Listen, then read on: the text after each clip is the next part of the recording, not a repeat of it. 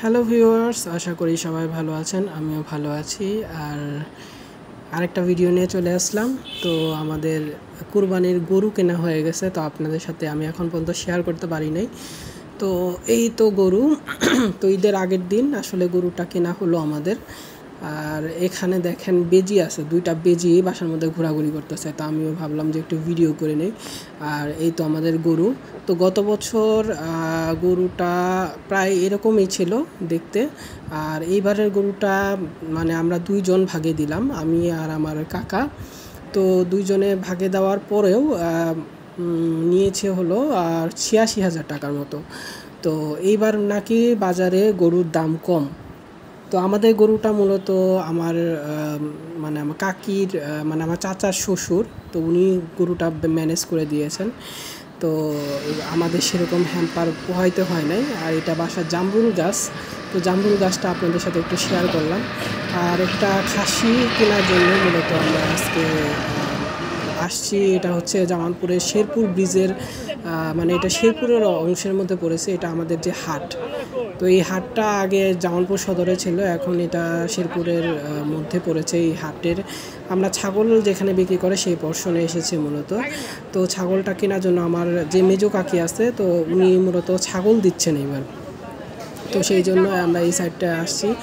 আর হাটে গত বছর আমার আর আসা হয় নাই, তো এবার আসলাম। বিশেষ করে আব্বা আম্মা যেহেতু হজে আছেন, তো এবার মোটামুটি গরুর যে কাজগুলো আছে বাসায়, যে কুরবানির কাজগুলো, সেগুলো আসলে সবগুলোতে পার্টিসিপেশন আমার মানে থাকতেই হবে। তারপরে হচ্ছে এখানে হাটে গরুটা কেনার জন্য মূলত ছাগলটা কেনার জন্য মূলত আসছি, যে কাকির ছাগলটা নিয়ে যাব আমরা। তো এই তো আমরা দেখতেছিলাম ছাগল। আর একটা মানে এখানে একটা সুবিধা হচ্ছে যে যে পোর্শনে ছাগল বিক্রি করতেছে সেই পোর্শনটা আর গরুর পোর্শনটা আলাদা। তো এইখানে গরুর পোর্শনের মানুষজন আর সাজাও করে না, মূলত এখানে ছাগলে যেখানে বিক্রি করতেছে। তো এইখানে একটু হ্রাস বলতে গেলে গরুর পোর্শনের থেকে একটু কম এখানে। তো ছাগলের দাম আসলে মানে ছাড়তে চাচ্ছে না মূলত এরা, মানে দাম অনেক বেশি বেশি চাচ্ছে। আর আরেকটা বিষয় হচ্ছে যে আমাদের সঙ্গে আমাদের মানে কাকা শ্বশুর গেছেন।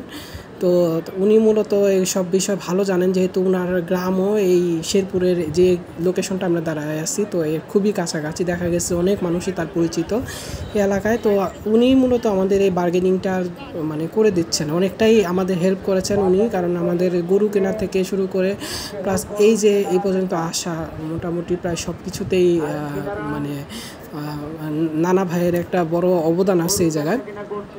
আর এই পাশটা এই যে গরুর পোর্শনটা, তো আর এই পাশটা হচ্ছে ছাগলের পোর্শন। আসলে কুরবানি বলতে গেলে মানে একটু সেনসিটিভ একটা বিষয়। কারণ যদি কোনোভাবেই এখানে যদি একটা মানে শরীয়ত মোতাবেক আমাদের যেভাবে ছাগল বা গরু কুরবানি দিতে হয়, সেটা যদি ঠিকমতো না হয়, সেক্ষেত্রে কিন্তু কুরবানিটা হয় না। তো এখানে ছাগলকে এই যে কাঁঠাল পাতা খাওয়ানো হচ্ছে। তো আমরাও একটু ওয়েট করতেছিলাম। আর একটা বিষয় হচ্ছে যে আজকেও একটা ভ্যাপসা গরম আছে। গতকাল বৃষ্টি হয়েছিল প্রচণ্ড, তো বাসার সামনে আশপাশে সবখানে আসলে পানি জমে গেছিলো। তো গতকাল আসলে আর আসা হয় নাই। আর একটা ছাগল রাখলে সেটার খাওয়া দাওয়া করার মানে ছাগলের একটা নিরাপত্তা আছে। তারপরে হচ্ছে খাওয়া দাওয়া করানো একটা মানে একটা ভেজালই বলতে পারেন, যেহেতু আমরা তো গৃহস্থ বাড়ি না, শহরের বাসা বাড়ি নোংরা হয়ে থাকে, যেই কারণে একটু সমস্যা। তো এই তো ছাগলটা বার্গেনিং করতেছে এইখানে। তো দেখাচ্ছে মূলত ছাগলগুলো আসলে দাঁত দেখাচ্ছে। তারপরে হচ্ছে ছাগলগুলো দেশি ছাগল এগুলো আমাদের। আর এই তো বার্গেনিং হয়ে গেল। এটা আমার কাকির জন্য কেনা হয়ে গেছে ছাগল 18,000 টাকা দিয়ে। তো মোটামুটি স্বাস্থ্যই ভালোই আছে ছাগলের। 18,000 টাকার মধ্যে যে ছাগলটা পাওয়া গেছে, তো সেই ক্ষেত্রে খারাপ বলবো না। তো এখানে তো টাকা পেমেন্টটা হয়ে যাচ্ছে তাদের।